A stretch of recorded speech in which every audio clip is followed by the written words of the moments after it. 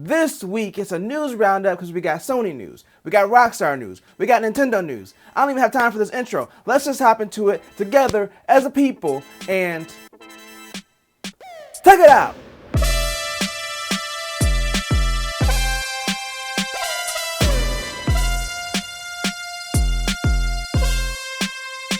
And welcome to another sensational Sunday. I'm Mike, and this week we're going to go ahead and hop right into it with the Sony and Bungie news.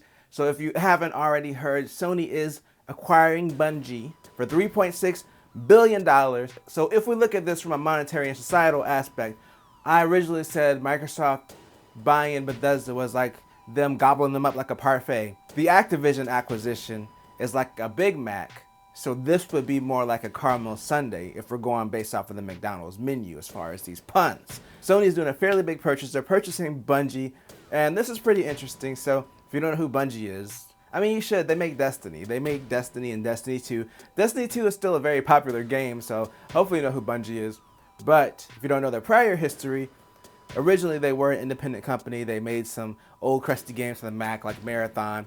Then in 2001, they were purchased by Microsoft because they were developing this game. I don't know if you've heard of it, but it was called Halo, and Microsoft was like, you know what, we want that game. So Microsoft bought Bungie. They did the first 3 Halo games, and they did Reach. I'm not sure if they did ODST or not, I can't remember. But Reach was the last Halo game they developed in 2007 when Microsoft allowed them to go independent again. And then after that, Microsoft formed 343 Studios. So some of the people that worked for Bungie stayed there to work on Halo still and formed a new studio to do Halo games. After that, they did Destiny, and they actually had a publishing deal with Activision, who Microsoft is currently in the process of buying. So it's like this weird metaverse type thing, full circle thing for Bungie. They were owned by Microsoft. After that, they worked with Activision, who Microsoft's buying, and now their competitor is buying them as the former 2 companies that they worked with are merging together. It's crazy. Like, I'm even confused talking about it. But yes, Sony has said that this is not a response to the whole Microsoft buying Activision thing, which obviously it's not because it takes a long time for this kind of deal to come together, so I'm sure it's not a response. And from the way it sounds, Bungie said that they're pretty much going to be independent. They're still going to release multi-platform games, that they're not like going to become a Sony studio, that they're still going to be Bungie. They're just going to be owned by Sony Interactive Entertainment. So Sony is still going to be their parent company, but they're just going to be operating still kind of as an independent company. There's a chance we might get like an exclusive PlayStation game from Bungie, but from the way it sounds, it would be one of those projects, like if they wanted to do that, then they would. But otherwise, they're just going to focus on the stuff that they want to do, like, you know, new content for Destiny 2, or whatever the future of Destiny is, and whatever other games that they want to do. They'll have a big parent company to help fund some of that stuff. So hopefully this acquisition is good for both parties. For Sony's end, they said that they want to have more of a presence cross-platform on PC and on other consoles, aka the Xbox and possibly the Switch. So this helps Sony expand their brand. It's rumored that they're doing their Game Pass competitor, and of course they've been focusing on PC ports. So this helps Sony get out there and branch out from what they're doing right now, because they see Microsoft is going in this direction of services, which makes a lot more sense. I feel like that really is the future of gaming. It's going to be service-based, and Sony is trying to expand just beyond the PlayStation itself.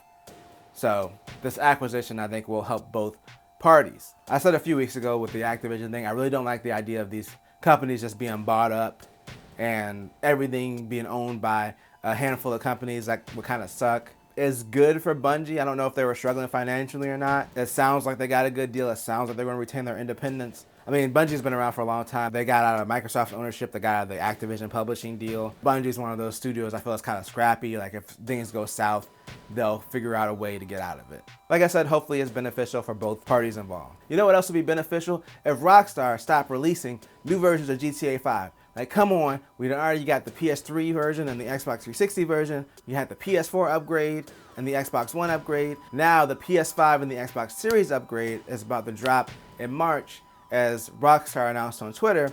But also, they confirmed, on top of that, the next GTA is well in development. And it's about time, because I'm pretty sure that GTA 5 came out in like 2013. Like, it's been on 3 different generations of consoles. And that last generation was long.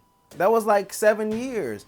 How many times are we going to re-release the same game? The next GTA, whether it's GTA 6 or whatever they call it, is in development now. As long of a tail that GTA 5 has had because of the multiplayer, I can understand why they'd be apprehensive to release like a GTA 6. I could very well see them just keeping the multiplayer component or separating it out. I mean, it already is kind of separate. That's one of the things that they're bringing to the new consoles. They're just going to have GTA Online by itself. It's going to allow you to basically skip the prologue if you don't want to have to actually play the story mode to get to the multiplayer.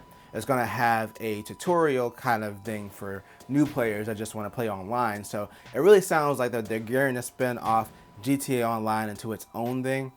And I wonder how that will integrate into GTA 6. I'm guessing that there'll probably be a menu option for it, but it'll probably still be the same online. And maybe they'll do some new story content, and maybe some of that story content will, carry over to missions in the multiplayer. I think that's probably how they're going to do it, but basically leave the multiplayer unchanged. But at this point, I think GTA Online is just too popular for them to be like, nope, we stopped. Nope, GTA Online's done. People will be mad. They will probably be in there with fisticuffs at the Rockstar offices. So I just don't see them stopping it at this point, even if they release a new GTA game.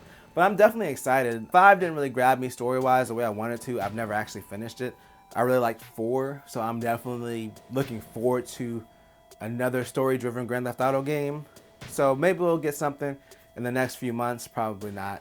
But it'd be nice to at least get a teaser to kind of get an idea of what the next game might be. And then our final story, I want to touch on the Nintendo Switch. It's coming up on its 5th year out in March, basically next month.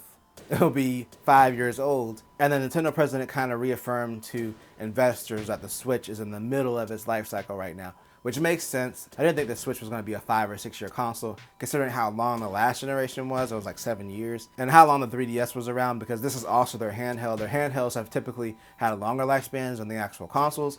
So I could see them possibly doing maybe 3 or 4 more years of the Switch.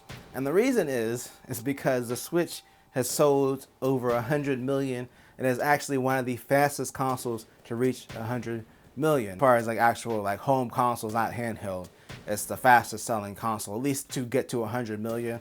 And the fact that it's at 100 million right now and the sales are still going up, they just released a new model. They might be on the way to surpassing the PS4, possibly the PS2. I don't know. It'll be crazy to see how long this generation lasts and how popular it remains. And I know people are like, they need to see new hardware. As long as Nintendo can get their games working on this hardware, that's all they really care about. Once the sales start going down, that's when they'll be like, okay, we need to pull the trigger on this next generation. They're probably already doing R&D for this next gen console now, just because they feel like it's in the middle of its life cycle. They're always going to be working on the next thing. That's what every company should be doing in order to stay relevant. They're really going to get the most out of the Switch. And the Switch OLED has sold really well. It's already sold 4 million since it released. And unless something takes a drastic turn, like in the next year or two, where they just stop selling Switches all of a sudden, I can actually believe that this is probably around mid-life cycle for the Switch. But anyway, that's all I got for today. Let me know what you think. And for now, I'm going to bring this video to a conclusion.